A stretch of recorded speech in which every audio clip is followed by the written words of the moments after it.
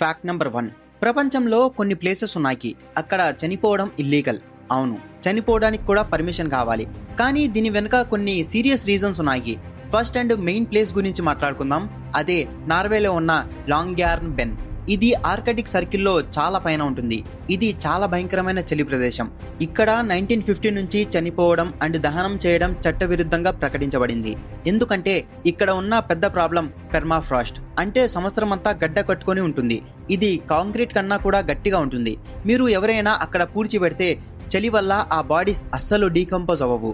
ఇది ఎంత దారుణం అంటే అప్పట్లో అంటే 1918లో స్పానిష్ ఫ్లూ వచ్చి చనిపోయిన మైనర్ శవాలను 1950ల తర్వాత రీసెర్చ్ చేస్తే ఆ బాడీస్ చెక్కు చెదరకుండా అలానే ఉన్నాయి. దాంతోపాటు ఆ ఫ్లూ వైరస్ కూడా అందులో సజీవంగానే ఉంది.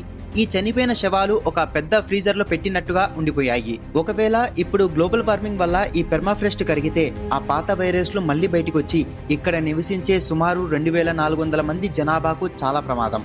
శవాలు కుళ్ళిపోకపోతే వ్యాధులు, సూక్ష్మజీవులు కూడా అలాగే నిలిచిపోతాయి. అందుకే ఎవరైనా ఇక్కడ సీరియస్గా అనారోగ్యంతో ఉంటే లేదా చనిపోయే స్థితిలో ఉంటే వాళ్లను వెంటనే 2000 కిలోమీటర్ల దూరంలో ఉన్న మెయిన్ ల్యాండ్ నార్వేకి విమానంలో పంపిస్తారు. అంటే అక్కడ చనిపోకుండా ఇంకో చోట చనిపోవడానికి వెళ్ళాలి.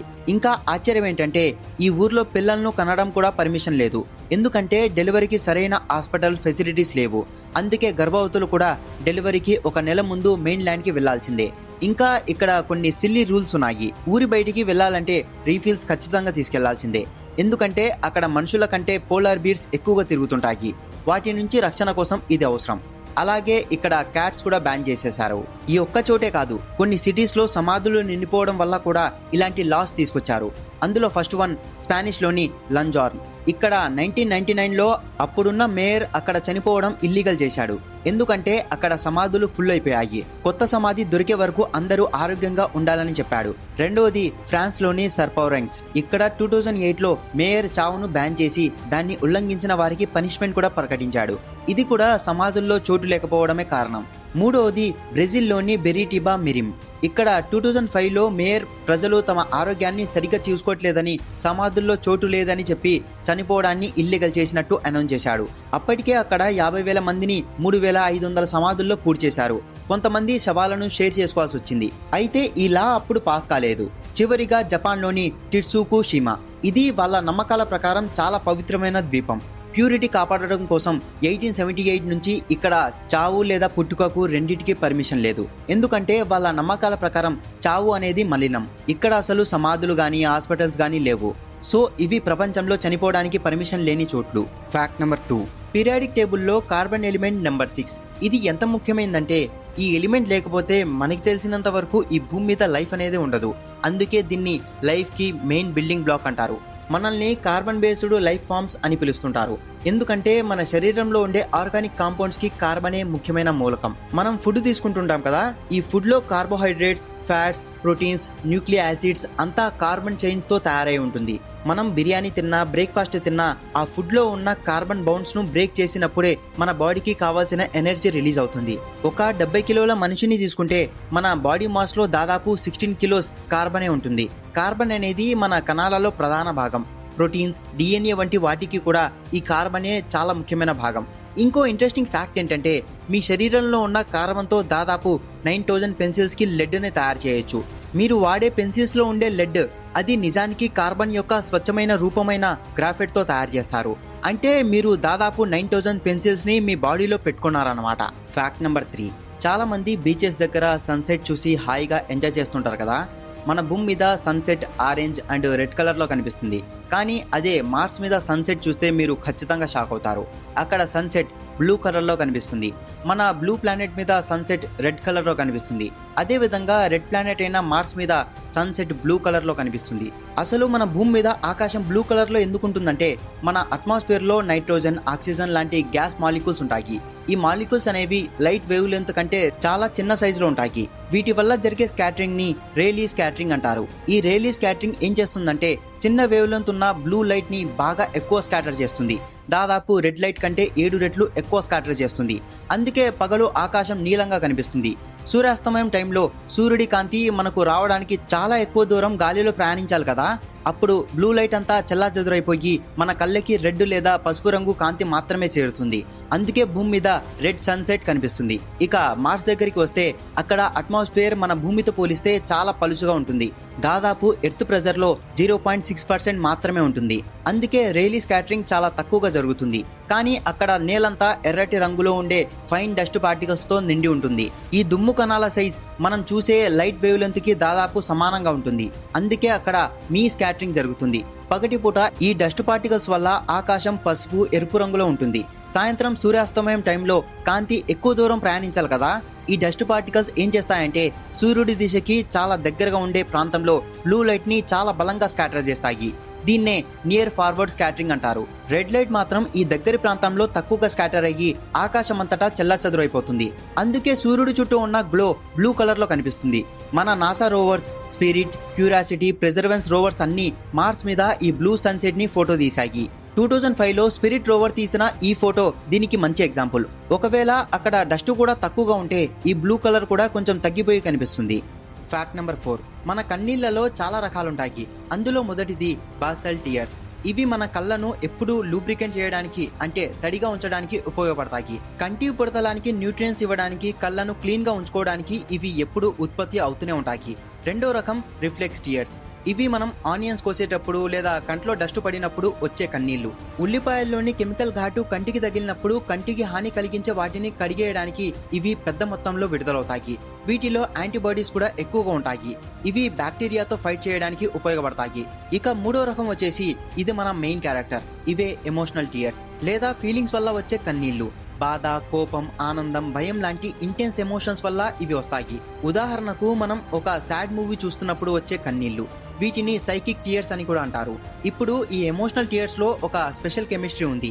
వీటి కెమికల్ కాంపోజిషన్స్ కన్నీళ్ల కంటే కూడా చాలా డిఫరెంట్ గా ఉంటాయి. వీటిలో స్ట్రెస్ హార్మోన్స్ ఎక్కువగా ఉంటాయి. ఈ హార్మోన్లు మన శరీరంలో స్ట్రెస్ సమయంలో పేరుకుపోతాయి. అందుకే మనం ఏడ్చిన తర్వాత మనకు తేలికగా అనిపిస్తుంది. కన్నీళ్ళు అనేవి మన శరీరానికి ఒక స్ట్రెస్ రిలీఫ్ మిషన్ లాంటివి. అంటే శరీరం ఎక్కువ స్ట్రెస్ హార్మోన్ ను బయటకు పంపించడానికి కన్నీళ్లను ఉపయోగించుకుంటాయి. మనం ఏడ్చినప్పుడు గొంతులో ఒక ముద్ద లాంటి ఫీలింగ్ వస్తుంది కదా, దీని పేరు గ్లోబస్ సెన్సేషన్. ఎందుకు ఇలా జరుగుతుందంటే మనం సాడ్ గా ఉన్నప్పుడు సింపథిక్ నర్వస్ సిస్టమ్ స్పందించి గాలి ఎక్కువగా పీల్చుకోవడానికి గొంతును విస్తరిస్తుంది. తర్వాత పారాసింపథెటిక్ సిస్టమ్ దాన్ని మూయడానికి ప్రయత్నించినప్పుడు ఈ ముద్ద ఫీలింగ్ మనకు వస్తుంది. ఇంకా ఆసక్తికరమైన విషయం ఏంటంటే కన్నీళ్లు ఒక కమ్యూనికేషన్ సిగ్నల్ లాగా కూడా పనిచేస్తాయి. మనం ఏడుస్తుంటే మన చుట్టూ ఉన్న వాళ్లకు సహాయం కావాలి లేదా నా బాధ అర్థం చేసుకో అని చెప్పే ఒక నార్మల్ సిగ్నల్ లాగా మారిపోతాయి. కన్నీళ్లు చూసినప్పుడు ఇతరుల్లో ఎంపతి పెరుగుతుంది. సహాయం చేయాలనే బిహేవియర్ వచ్చే అవకాశం ఉంటుంది. సో కన్నీళ్ళు వచ్చాయంటే దాని వెనుక ఇంత సైన్స్ ఉంటుందన్నమాట. ఫ్యాక్ట్ నెంబర్ 5, ఇటలీ లోపల ఒక చిన్న దేశం ఉంది. అది మన ఇండియా కంటే, చైనా కంటే అండ్ అమెరికా కంటే కూడా చాలా పాతది. దాని పేరు శాన్ మారినో. దీని పూర్తి పేరు the most serene republic of San Marino. ఇది ప్రపంచంలోనే ఇప్పటికి నడుస్తున్న అతి పురాతనమైన స్వతంత్ర రాజ్యంగా పేరు తెచ్చుకుంది. దీనిని కట్టింది ఎవరంటే శాన్ మారినస్ అనే ఒక రాతి పనివాడు. ఇతను క్రిస్టియన్స్ ని హింసించే రోజుల్లో క్రీస్తు శకం 301లో మౌంట్ టిటానో అనే కొండ మీద ఒక చిన్న ఆశ్రమాన్ని స్థాపించి దాన్ని స్వతంత్ర దేశంగా ప్రకటించాడు. దీని సైజ్ ఎంత అంటే మన ఆంధ్రప్రదేశ్ లో ఒక చిన్న టౌన్ ఎంత ఉంటుందో అంతకంటే చిన్నగా ఉంటుంది. మొత్తం 24 స్క్వేర్ మైల్స్ అంటే సుమారు 60 చదరపు కిలోమీటర్లు మాత్రమే ఉంటుంది. కానీ ఇది ఎంత ఫ్రీడమ్ తో ఉంటుందంటే ఈ దేశానికి ప్రపంచంలోనే అత్యంత పురాతనమైన కాన్స్టిట్యూషన్ ఉంది. వాస్తవానికి వీళ్ళ ప్రధాన చట్టాలు స్టాట్యూ ఆఫ్ 1600 అని అంటారు. ఇవి 1600 సంవత్సరంలో రాశారు. ఇంకా విచిత్రం ఏమిటంటే వీళ్ళకి ఒకే ఒక్క హెడ్ ఆఫ్ స్టేట్ ఉండడు, ఇద్దరుంటారు. వాళ్ళని క్యాప్టెన్స్ రీజెంట్ అని అంటారు. మన గవర్నమెంట్ లో ఇద్దరు చీఫ్ మినిస్టర్స్ ఉంటే ఎలా ఉంటుందో అలా అన్నమాట. కానీ వీళ్ళకి టైం లిమిట్ కూడా చాలా కఠినంగా ఉంటుంది. వాళ్ళ టర్మ్స్ 6 నెలలు మాత్రమే. సరిగ్గా 6 నెలలు కాగానే కొత్త వాళ్ళు రావాల్సిందే. ఇది ఎక్కడి నుంచి వచ్చిందంటే పాత రోమన్ రిపబ్లిక్ లో ఇద్దరు లీడర్స్ ఉండేవాళ్ళు. వాళ్ళ సిస్టాన్ని వీళ్ళు కాపీ కొట్టారు. సెకండ్ వరల్డ్ వార్ అప్పుడు ఇటలీ చుట్టూ యుద్ధాలు జరుగుతున్నా కూడా శాన్ మారినో మాత్రం న్యూట్రల్ గా ఉంది. అప్పుడు వాళ్ళు 1,00,000 మందికి పైగా రిఫ్యూజర్స్ కి ఆశ్రయం కూడా ఇచ్చారు. వాళ్ళ సొంత జనాభా అప్పట్లో కేవలం 15,000 మంది మాత్రమే. అంటే మన దగ్గర ఏదైనా చిన్న గ్రామం ఉంటే పక్కన ఉన్న 10 జిల్లాల వాళ్ళు వచ్చి మన ఊర్లో తలదాచుకున్నట్లు అన్నమాట. సో పెద్ద దేశాల మధ్యలో చిన్నగా ఉన్న తన స్వాతంత్రాన్ని, రిపబ్లికన్ సిద్ధాంతాన్ని వేల సంవత్సరాలుగా కాపాడుకుంటూ వస్తుంది ఈ శాన్ మారినో. అందుకే దీన్ని చరిత్రలో ఒక అద్భుతం అంటారు. ఫ్యాక్ట్ నెంబర్ 6, ఆకాశంలో దూదిలా తేలాడుతున్న క్లౌడ్స్ ఉన్నాయి కదా, అవి ఎంతో ప్రశాంతంగా అస్సలు బరువు లేనట్లుగా అనిపిస్తున్నాయి కదా. కానీ ఆ మేఘం వెయిట్ ఎంతో తెలిస్తే మాత్రం మీరు ఖచ్చితంగా షాక్ అవుతారు. ఒక మామూలు క్లౌడ్ బరువు ఎంత ఉంటుందంటే దాదాపు 5 లక్షల కిలోగ్రామ్స్ ఉంటుంది. ఇది ఎంత బరువు అంటే 5 పెద్ద అడల్ట్ బ్లూ వేల్స్ లేదా దాదాపు 100 ఎలిఫెంట్స్ ఒకే చోట పెట్టినంత బరువు. అసలు ఇంత బరువు ఎలా సాధ్యం అంటే మనం చూసే ఆ తెల్లటి క్లౌడ్స్ నిజానికి దాని పరిమాణంలో 99.9999% ఎయిర్ ఉంటుంది. మిగిలిన ఆ 0.0001% భాగం మాత్రమే వాటర్ డ్రాప్లెట్స్ లేదా చిన్న ఐస్ క్రిస్టల్స్ తో నిండి ఉంటుంది. ఈ వాటర్ డ్రాప్లెట్స్ ఒక్కోటి చాలా చిన్నవి, సుమారు 0.01 మిల్లీమీటర్ డయామీటర్ తో ఉంటుంది. శాస్త్రవేత్తలు లెక్కించిన దాని ప్రకారం ఒక క్యూబిక్ మీటర్ క్లౌడ్ లో సుమారు 0.5 గ్రామ్స్ నీరు ఉంటుంది. ఫర్ ఎగ్జాంపుల్ కి ఒక మనిషి కూర్చున్నంత పెద్ద బాక్స్ తీసుకుంటే ఆ బాక్స్ లో నీరు కేవలం ఒక మార్బుల్ సైజ్ లో మాత్రమే ఉంటుంది. కానీ ఇలాంటి చిన్న వాటర్ డ్రాప్లెట్స్ ఆ క్లౌడ్ లో బిలియన్స్ కొద్ది ఉంటాయి. ఒక సగటు మేఘంలో 1 కిలోమీటర్ హైట్ ఉంటుంది. అది లెక్కిస్తే అది 1 బిలియన్ క్యూబిక్ మీటర్స్ వాల్యూమ్ అవుతుంది. ఈ భారీ వాల్యూమ్ లో ఉన్న బిలియన్ల చిన్న చిన్న వాటర్ డ్రాప్లెట్స్ మొత్తం బరువే 5 లక్షల కిలోలు ఉంటుంది. మరి ఇంత బరువైన క్లౌడ్స్ ఆకాశంలో ఎలా తేలుతుందంటే ఇక్కడే అసలు సైన్స్ ఉంది. క్లౌడ్ తేలడానికి కారణం దాని చుట్టూ ఉండే ఎయిర్ క్లౌడ్ కంటే మరీ ఎక్కువ వెయిట్ లేదా ఎక్కువ డెన్సిటీ కలిగి ఉంటుంది. మన చుట్టూ ఉండే డ్రై ఎయిర్ బరువు క్లౌడ్ లోని మొత్తం నీటి బరువు కంటే దాదాపు 1000 రెట్లు ఎక్కువ. అందుకే క్లౌడ్ చుట్టూ ఉన్న ఎయిర్ క్లౌడ్ కంటే తక్కువ డెన్సిటీగా ఉండడం వల్ల క్లౌడ్ ను పైకి నెడుతుంది, అంటే అది తేలుతుంది. ఇంకా సింపుల్ గా చెప్పాలంటే క్లౌడ్ అనేది దానికంటే ఎక్కువ డెన్సిటీ ఉన్న ఎయిర్ లేయర్ పై ఒక షెల్ఫ్ లాగా కూర్చుంటుంది. అందుకే మీరు చూస్తే చాలా క్లౌడ్స్ అడుగు భాగం సాధారణంగా ఫ్లాట్ గా ఉంటుంది. మరి క్లౌడ్ కిందికి ఎప్పుడు పడుతుందంటే దానిలోని వాటర్ డ్రాప్లెట్స్ వివిధ ప్రక్రియల ద్వారా కలిసి పెద్దవిగా బరువుగా మారినప్పుడు ఎయిర్ వాటిని సపోర్ట్ చేయలేదు. అప్పుడు అవి రెయిన్ రూపంలో కింద పడతాయి. ఇక భయంకరమైన ఉరుములతో కూడిన తుఫాన్ క్లౌడ్స్ ఉంటాయి కదా, ఇవి ఇంకా పెద్దవి. ఇవి దాదాపు 10 కిలోమీటర్స్ హైట్, 10 కిలోమీటర్స్ విడ్త్ ఉంటాయి. వాటిలో వాటర్ డెన్సిటీ కూడా చాలా ఎక్కువ. ఒక క్యూబిక్ మీటర్ కు సుమారు 2 గ్రామ్స్ నీరు ఉంటుంది. అంటే అలాంటి ఒక తుఫాన్ క్లౌడ్ లో 2 మిలియన్ టన్స్ ఆఫ్ వాటర్ ఉంటుందన్నమాట. అంతేకాదు యుఎస్ అంతటా వీచే సగటు సూపర్ సెల్ థండర్ స్టార్మ్ విడుదల చేసే శక్తి హిరోషిమా బాంబ్ శక్తి కంటే సుమారు 50% ఎక్కువ. చిన్న దూదిలా కనిపించే ఈ క్లౌడ్ వెనుక ఇంత సైన్స్ ఉందంటే నిజంగా అద్భుతం కదా. ఫ్యాక్ట్ నెంబర్ 7, మనమంతా డైనోసార్స్ అంతరించిపోయాయి అనుకుంటాం కదా. మీరు నమ్ముతారో లేదో తెలియదు కానీ ఇప్పటికీ డైనోసార్స్ మన చుట్టూ తిరుగుతున్నాయి. ఏంటి నమ్మలేకపోతున్నారా? అవును, ఈ రోజు మనం చూసే బర్డ్స్, ప్యారెట్స్, పీజియన్స్ ఇవన్నీ థెరపాయిడ్ అనే డైనోసార్స్ వారసులే. టీరెక్స్ లాంటి 8 టన్నుల పెద్ద డైనోసార్ కి మన ఇంటి పక్కన ఉండే చిన్న పావురానికి ఏం సంబంధం ఉంది అనుకుంటున్నారా? ఉంది. ఆ పెద్ద టీరెక్స్ కూడా ఈ థెరపాయిడ్ అనే డైనోసార్స్ గ్రూప్స్ లోదే. పక్షులు డైనోసార్సే అని సైంటిస్టులు ఎందుకు అంటున్నారంటే వాటి స్కెలిటన్స్ లో చాలా పోలికలు ఉన్నాయి. ఉదాహరణకి మీరు కోడి లేదా టర్కీ బర్డ్ చూసినట్లయితే విష్ బోన్ అని ఒకటి ఉంటుంది. ఇది 2 కాలర్ బోన్స్ కలిసి ఏర్పడుతుంది. ఈ బోన్ ఇప్పుడు మోడర్న్ బర్డ్స్ లో మాత్రమే ఉంది, ఎందుకంటే ఇది ఎదగడానికి చాలా ముఖ్యం. కానీ రీసెర్చ్ ప్రకారం ఈ విష్ బోన్ అనేది థెరపాయిడ్ అనే డైనోసార్ జాతుల్లో కూడా ఉంది.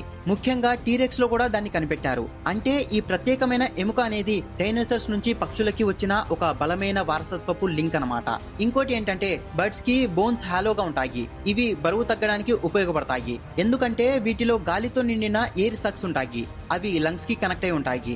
ఈ హాలో బోన్స్ థెరపాయిడ్ అనే డైనోసార్స్ కి కూడా ఉన్నాయి. ఇలా హాలోగా ఉండడం వల్ల వాటి బరువు తగ్గి భూమి మీద అవి వేగంగా పరిగెత్తడానికి సహాయపడ్డాయి. అసలు సిసలైన మార్పు ఎక్కడ మొదలైందంటే బర్డ్స్ ఆవిర్భావంలో. ఈ దశలో వాటి శరీర పరిమాణానికి అనుగుణంగా ముందు కాళ్ల పెరుగుదల సంబంధం త్వరగా వేరుపడింది. అప్పుడే వింగ్స్ చాలా పొడవుగా పెరగడం మొదలైంది. అదే సమయంలో వెనక కాళ్లు మాత్రం పొట్టిగా మారడం మొదలైంది. వీటికి బెస్ట్ ఎగ్జాంపుల్ చెప్పాలంటే హమ్మింగ్ బర్డ్. ఇది ప్రస్తుతం జీవించి ఉన్న డైనోసార్స్ లో అతి చిన్నది. మన పావురాలు లేదా కోడిలాగే హమ్మింగ్ బర్డ్ కూడా భయంకరమైన థెరపాయిడ్ డైనోసార్స్ గుండెను దాని చిన్న వింగ్స్ కింద దాచుకుంటుంది. ఇది ఎంత ఫాస్ట్ గా వింగ్స్ కొడుతుందంటే సెకండ్ కు 80 సార్లు. ఇది వెనక్కి తలకిందులుగా కూడా ఎగరగలిగే ఏకైక పక్షి. దాని మెడ, కాళ్ళు మామూలు రెప్టర్ డైనోసార్స్ లాగే ఉంటాయి. దాని బ్రెయిన్ కూడా బాడీ సైజ్ తో పోలిస్తే చాలా పెద్దదిగా ఉంటుంది. సో ఒక రకంగా చూస్తే డైనోసార్స్ ఇంకా మన చుట్టూ తిరుగుతూనే ఉన్నాయి. ఫ్యాక్ట్ నెంబర్ 8, ఇప్పుడు నేను చెప్పబోయేది చరిత్రలో అసలు సిసలు దమ్మున్న ప్రపంచంలోనే మోస్ట్ సక్సెస్ఫుల్ పైరెట్ క్వీన్. ఈమె మామూలు పైరెట్ కాదు. ఈమె పేరు యాంగ్షీ. దాదాపు 200 ఏళ్ల క్రితం చైనాలో సౌత్ చైనా సీ మీద ఈమె హవా బాగా నడిచింది. ఈమె కథ మామూలుగా ఉండదు, వింటే దిమ్మ తిరిగిపోతుంది. అసలు స్టోరీలోకి వెళ్తే 1775 ప్రాంతంలో ఈమె గ్వాంగ్డాంగ్ లో పుట్టింది. చిన్నప్పుడే ఫ్యామిలీకి సహాయం చేయడం కోసం పేదరికం కారణంగా ఒక సెక్స్ వర్కర్ గా పనిచేయాల్సి వచ్చింది. కానీ ఈమె తెలివి, అందం, మాట తీరు వల్ల అక్కడ చాలా ఫేమస్ అయింది. రాయల్ క్వార్టర్స్ కూడా ఈమె క్లయింట్స్ అయ్యేవారు. అప్పుడు ఎంట్రీ ఇచ్చాడు ఒక పెద్ద పైరెట్ కమాండర్ షాంఘాయ్. ఇతను 1801లో ఈమెను కలిశాడు. ఈమెను కిడ్నాప్ చేశాడా లేదా ఇష్టపడి పెళ్లి చేసుకున్నాడా అనేది పక్కన పెడితే పెళ్లికి ముందు ఈమె ఒక పెద్ద కండిషన్ పెట్టింది. నేను నిన్ను పెళ్లి చేసుకోవాలంటే నీ సంపదలో 50% నాకు ఇవ్వాలి, అలాగే పైరేట్ పడవలో నాకు పార్షియల్ కంట్రోల్ ఉండాలి అని. ఈ ఒప్పందం తర్వాత ఈమె రెడ్ ఫ్లాగ్ ఓడాలో పవర్ఫుల్ మెంబర్ అయింది. కానీ కొన్ని నెలల్లోనే షాంఘై 1807లో చనిపోయాడు. అప్పుడు ఓడ మొత్తం చెల్లాచెదరయ్యే పరిస్థితి వచ్చింది. కానీ ఈమె తన బిజినెస్ సెన్స్ ఉపయోగించి అందరినీ రీఆర్గనైజ్ చేసింది. తన అడాప్టెడ్ సన్ అయిన షాంగ్ పూని లీడర్గా పెట్టి తర్వాత అతన్నే పెళ్లి చేసుకుంది. ఇక్కడే స్టోరీలో అసలు టర్నింగ్ పాయింట్. ఈమె నాయకత్వంలో రెడ్ ఫ్లాగ్ ఓడ ప్రపంచంలోనే లార్జెస్ట్ పైరేట్ ఓడ అయింది. మొదట్లో 200 నౌకలు ఉన్న చోట కొద్ది నెలల్లోనే దాదాపు 1800 వార్షిప్కి పెరిగింది. ఈమె కమాండ్లో 70,000 మంది నుండి 80,000 మంది పైరేట్స్ ఉన్నారని ఒక అంచనా. మనకు తెలిసిన వెస్టర్న్ పైరేట్ బ్లాక్ బీర్డ్ దగ్గర కేవలం 4 షిప్స్ 300 పైరేట్స్ మాత్రమే ఉన్నారు. అంటే ఈమె పవర్ ఎంత లెవెల్లో ఉందో ఒక్కసారి ఊహించుకోండి. ఆమె సౌత్ చైనా సీ మొత్తం కంట్రోల్ చేసేది. తీర గ్రామాలు కూడా ఆమె ఓడేకి సప్లై చేయాల్సి వచ్చేది. బ్రిటిష్, పోర్చుగల్స్, మర్చెంట్ షిప్స్ అన్నీ ఆమెకు ట్యాక్స్ చెల్లించేవారు. ఒకసారి ఆమె ఈస్ట్ ఇండియా కంపెనీ ఆఫీసర్ అయిన రిచర్డ్ గ్లాస్పూల్ ని కూడా 4 నెలలు బంధించింది. ఈమె తన క్రూ కోసం పెట్టిన కోడ్ ఆఫ్ కండక్ట్ చాలా కఠినంగా ఉండేవి. ఫస్ట్ వన్, ఆర్డర్స్ ఉల్లంఘిస్తే వెంటనే ఉరిదీయడం. రెండవది, పట్టుబడ ఉమెన్ పై అత్యాచారం చేస్తే తక్షణమే డెత్ పెనాల్టీ. మూడవది, దోచుకున్న దాంట్లో మొత్తం లీడర్ కి అప్పగించాలి. అందులో 20% మాత్రమే దోచుకున్న వారికి, మిగతా 80% జనరల్ ఫండ్స్ కి వెళ్లిపోతుంది. ఎవరైనా ఫండ్ నుంచి దొంగతనం చేస్తే ఉరితీయడం. ఇక నాలుగవది, పెళ్లైన పైరేట్లు తమ వైఫ్ పట్ల విధేయత చూపాలి, లేకపోతే కఠిన శిక్ష ఉంటుంది. 3 సంవత్సరాల తర్వాత 1810లో ఆమె రిటైర్డ్ అయింది. చరిత్రలో పీస్ఫుల్లీ పైరేట్ రిటైర్డ్ అవ్వడం అనేది చాలా రేర్. చైనా ప్రభుత్వం ఆమెతో క్షమాభిక్ష ఒప్పందం చేసుకుంది. ఆమె అన్ని పైరేట్లకు క్షమాపణ, దోచుకున్న సంపదను ఉపయోగించుకోవడానికి పర్మిషన్, ఇంకా కొందరికి గవర్నమెంట్ జాబ్స్ కూడా సంపాదించింది. ఆమె భర్త చైనా నావిక దళంలో కెప్టెన్ అయ్యాడు. ఈమె తర్వాత గ్యాంబ్లింగ్ హౌస్, బ్రోతల్ హౌస్ నడిపింది. అలాగే సాల్ట్ ట్రేడ్ లో కూడా డబ్బులు బాగా సంపాదించింది. 69 ఏళ్ల వయసులో ప్రశాంతంగా చనిపోయింది. సో ఈమె చరిత్రలో అత్యంత సక్సెస్ఫుల్ పైరేట్ గా నిలిచింది. Fact number 9, bacteria. ఇవి మన చర్మం మీద, నోట్లో, ముక్కుల్లో, ఇంకా ముఖ్యంగా మన కడుపులో లక్షల కోట్లలో ఉంటాయి. చాలా ఏళ్లుగా సైంటిస్టులు ఒక మాట నమ్మేవాళ్ళు, మన మనిషి కణాలు కంటే బ్యాక్టీరియా కణాలు 10 రెట్లు ఎక్కువగా ఉంటాయని. అయితే 2016లో ఇజ్రాయెల్, కెనడా శాస్త్రవేత్తలు రీకాల్కులేట్ చేస్తే అసలు విషయం తెలిసింది. నిజానికి ఒక 70 కిలోల మనిషిలో దాదాపు 30 లక్షల కోట్ల మనిషి కణాలు ఉంటే బ్యాక్టీరియా కణాలు సుమారు 39 లక్షల కోట్లున్నాయి. అంటే 10 రెట్లు ఎక్కువ కాదు, దాదాపు సమానంగా ఉంటాయన్నమాట.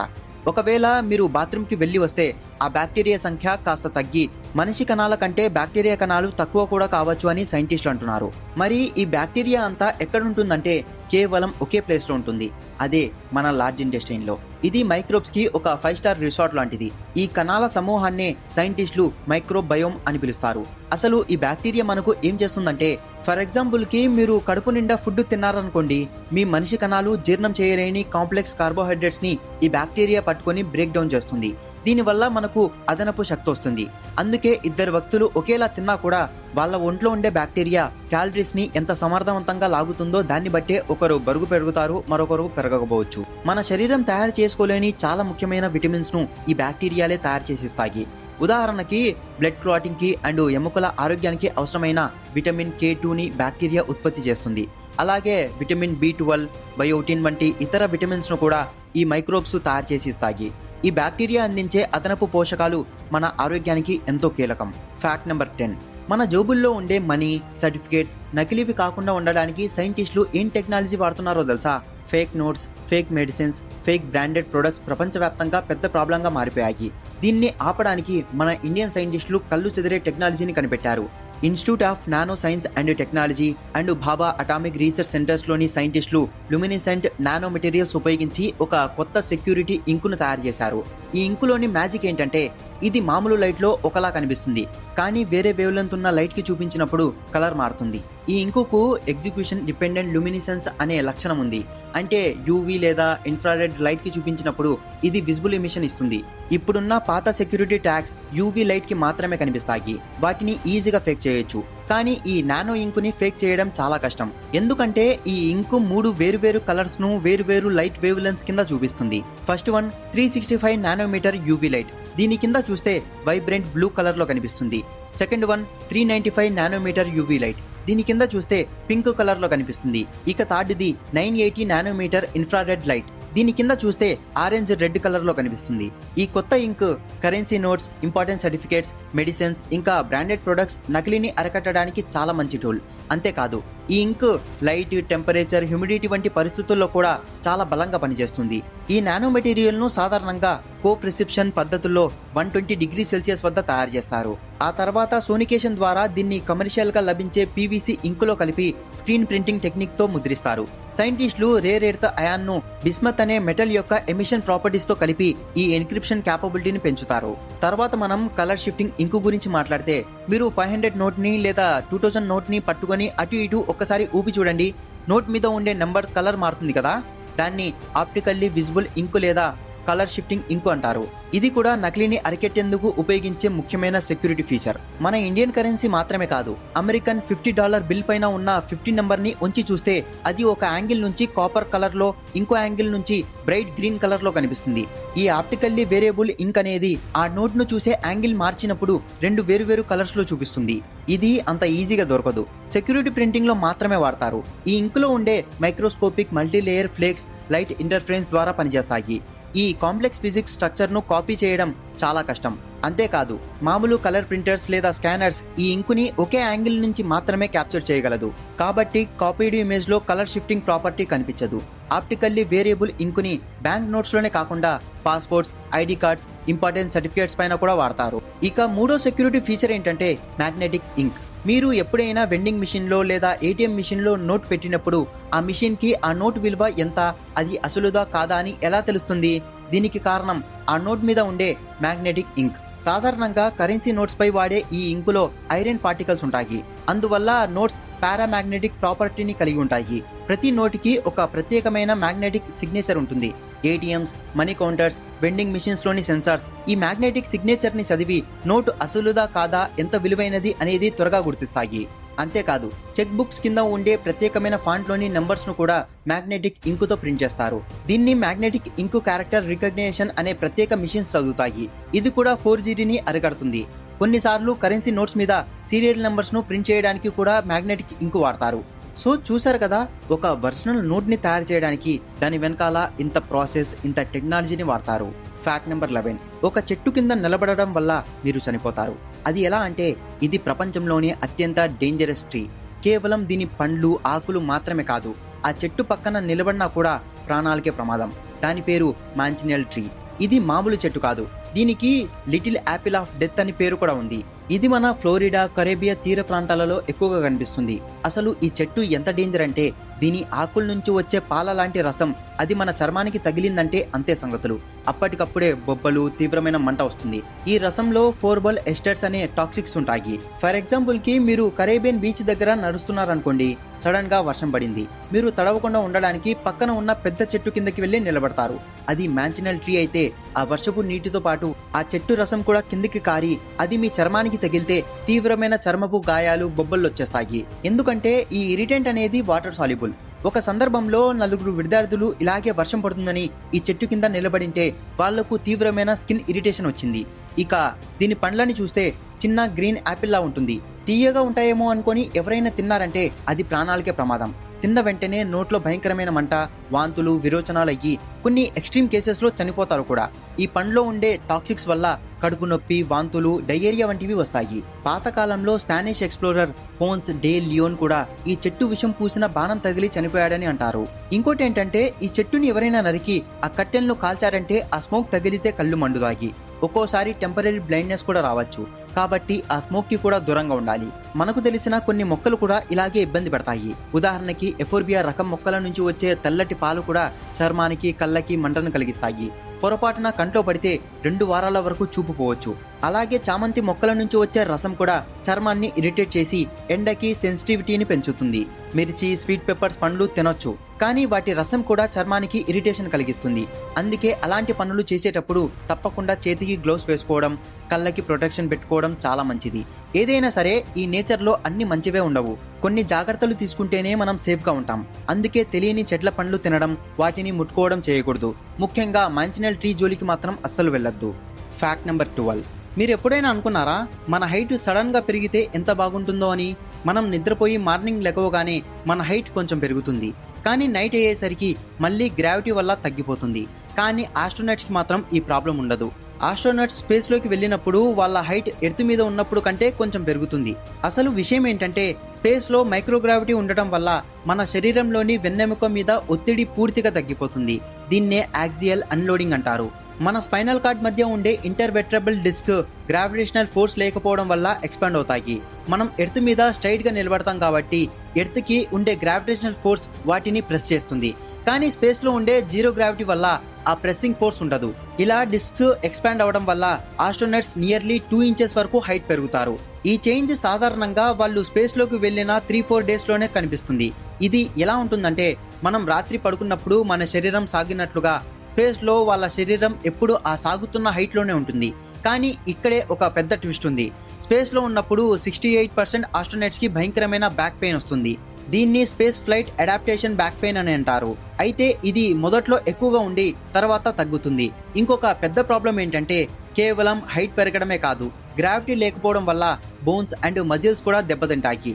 కొన్ని స్టడీస్ లో ఆస్ట్రోనట్స్ కి వెన్నెముకకు సపోర్ట్ ఇచ్చే లీన్ మజిల్స్ మాస్ యావరేజ్ గా 19% వరకు తగ్గినట్లుగా స్కానింగ్ లో తెలిసింది. మరి ఎర్త్ మీదకు తిరిగి వచ్చాక ఏం జరుగుతుందంటే ఈ పెరిగిన హైట్ కొన్ని నెలల్లోనే సాధారణ స్థితికి వచ్చేస్తుంది. కానీ గ్రావిటేషనల్ ఫోర్స్ సడన్ గా తగ్గడం వల్ల స్పైనల్ కార్డ్ మీద మళ్ళీ బరువు పడి డిస్కులు ఒక్కసారిగా ప్రెస్సింగ్ ఫోర్స్ ని ఎక్స్పీరియన్స్ చేస్తాయి. దీనివల్ల ఆస్ట్రోనట్స్ లో సాధారణ వ్యక్తుల కంటే స్పైనల్ కార్డ్ డిస్క్ ఇంజరీ వచ్చే రిస్క్ 4 టైమ్స్ ఎక్కువగా ఉంటుంది. ఫర్ ఎగ్జాంపుల్ కి మన దగ్గర ఎవరైనా లాంగ్ టైం బెడ్ మీద రెస్ట్ తీసుకున్నప్పుడు సడన్ గా లేచి నడిస్తే వాళ్ళ మజిల్స్ బోన్స్ ఎలా నొప్పి తీస్తాయో ఇది కూడా కొంతవరకు అలాగే ఉంటుంది. NASA astronauts muscles bones strength కోల్పోకుండా ఉండడానికి స్పేస్ లో రోజుకి 2.5 గంటలు వారానికి 6 రోజులు రిగోరస్ ఎక్సర్సైజ్ రొటీన్ ని ఫాలో అవుతారు. వాళ్ళు అడ్వాన్స్డ్ రెసిస్టివ్ ఎక్సర్సైజ్ డివైస్ అనే స్పెషల్ ఎక్సర్సైజ్ డివైస్ వాడతారు. వీటిలో థ్రెడ్మిల్ మీద హార్నెస్ వేసుకొని పరిగెడతారు. ఈ హార్నెస్ ఏం చేస్తుందంటే వాళ్ళ శరీరం మీద గ్రావిటీ లోడ్ ను ఆర్టిఫిషియల్ గా క్రియేట్ చేస్తుంది. అలాగే స్కిన్ సూట్ అనే టైట్ ఫిట్టింగ్ సూట్లను కూడా నాసా టెస్ట్ చేస్తుంది. ఈ సూట్ ఏం చేస్తుందంటే షోల్డర్స్ నుండి లెగ్స్ వరకు యాక్సియల్ లోడ్ ని ఇస్తుంది. ఈ ఒత్తిడి గ్రావిటీ వల్ల శరీరానికి అందే లోడ్ ను పోలి ఉంటుంది. దీనివల్ల స్పైనల్ ఎలాంగేషన్ తగ్గి ఎముకలు కండల నష్టాన్ని అరికట్టడానికి సహాయపడుతుంది. సో చూసారుగా, మనకి చిన్న మార్పు అనిపించే హైట్ ఇంక్రీజ్ వెనుక కండరాలు, ఎముకలు, వెన్నెముకకు సంబంధించిన ఎంత పెద్ద రిస్క్ దాగుందో. ఫ్యాక్ట్ నెంబర్ 13, మన బాడీలోనే అసలు బంగారం దాగుంది. మన బాడీలో ఎంత గోల్డ్ ఉంటుందో తెలిస్తే మీరు నిజంగా షాక్ అవుతారు. జనరల్ గా గోల్డ్ అంటే మనకి వెంటనే గుర్తొచ్చేది నగలు అండ్ గోల్డ్ మైన్స్. మన శరీరంలో ఉన్న ఈ ఖరీదైన ట్రేస్ ఎలిమెంట్ అంటే అణువు రూపంలో ఉండే బంగారం గురించి, దాని పనుల గురించి మీకు తెలిస్తే మీ మైండ్ బ్లాక్ అయిపోతుంది. నేను చెప్పేది ఏంటంటే ఒక యావరేజ్ హ్యూమన్ బాడీలో 0.2 మిల్లీగ్రామ్స్ ఆఫ్ గోల్డ్ ఉంటుంది. ఇది ఎంత చిన్నదంటే దాన్ని మొత్తం తీసి రిఫైన్ చేసి ఒక చిన్న సాలిడ్ క్యూబ్ లాగా తయారు చేస్తే దాని పొడవు ఎడల్పు 0.22 మిల్లీమీటర్స్ మాత్రమే ఉంటుంది. ఈ మొత్తం బంగారం విలువ కమర్షియల్లీ చాలా తక్కువ. బట్ ఈ గోల్డ్ మన బాడీలో ఎక్కడ ఉంటుంది, దాని పని ఏమిటి అనేది చాలా ఇంట్రెస్టింగ్ పాయింట్. ఈ ట్రేస్ గోల్డ్ మన శరీరంలోని అనేక భాగాల్లో విస్తరించి ఉంటుంది. ముఖ్యంగా ఇది మన బ్లడ్ ప్లాస్మా, లివర్, కిడ్నీస్ వంటి ఇంపార్టెంట్ ఆర్గన్స్ లో ఉంటుంది. మన హెయిర్, నెయిల్స్ లో కూడా దీని ట్రేసెస్ కనిపిస్తాయి. ఈ ఎలిమెంట్స్ మొత్తం బాడీ డ్రై వెయిట్ లో 0.01% కంటే తక్కువగా ఉంటుంది. మరి మన బాడీలో ఈ బంగారం చేసే పని పూర్తిగా అర్థం చేసుకోవడానికి సైంటిస్టులు ఇంకా రీసెర్చ్లు చేస్తున్నారు. కానీ రీసెంట్ స్టడీస్ ప్రకారం ఈ బంగారం మన ఆరోగ్యానికి చాలా ముఖ్యమని తెలిసింది. ముఖ్యంగా 2 పనులు. ఫస్ట్ది జాయింట్ హెల్త్. ఇది మన శరీరంలోని కీళ్ల ఆరోగ్యాన్ని కాపాడడంలో సహాయపడుతుంది. ఉదాహరణకి మన చెయ్యి మడవడం, నడవడం వంటి పనులకు కీళ్లు బాగా పనిచేయడానికి ఇది ఉపయోగపడుతుంది. ఇక సెకండ్ది ఎలక్ట్రికల్ సిగ్నల్స్ ట్రాన్స్మిషన్. బంగారం మంచి ఎలక్ట్రికల్ కండక్టర్ కాబట్టి ఇది మన శరీరంలో ఎలక్ట్రికల్ సిగ్నల్స్ ను ఒక చోటు నుంచి మరొక చోటుకి పంపడంలో హెల్ప్ చేస్తుంది. అంటే మనం ఏదైనా ఆలోచించినప్పుడు లేదా కదలాలని అనుకున్నప్పుడు బ్రెయిన్ సిగ్నల్స్ బాడీలోని భాగాలకు వేగంగా చేరడానికి ఇది హెల్ప్ చేస్తుంది.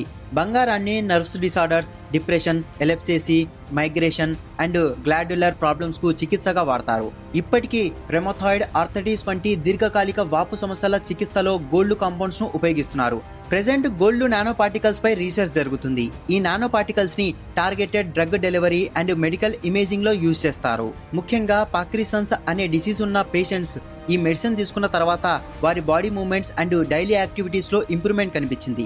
జనరల్ గా గోల్డ్ అనేది bio compatible, but gold nano particles అధిక మొత్తంలో తీసుకుంటే cellular toxicity, inflation and oxidative stress పెరిగే అవకాశం ఉందని కొన్ని స్టడీస్ చెప్తున్నాయి.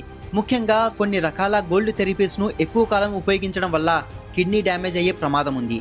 ఈ నానో పార్టికల్స్ ఒక్కసారి శరీరంలోకి వెళ్ళిన తర్వాత అవి చాలా సుదీర్ఘ కాలం, సుమారు 34 సంవత్సరాల వరకు లివర్, స్ప్లీన్, కిడ్నీస్ వంటి అవయవాల్లో స్టోర్ అయిపోయి ఉంటాయి.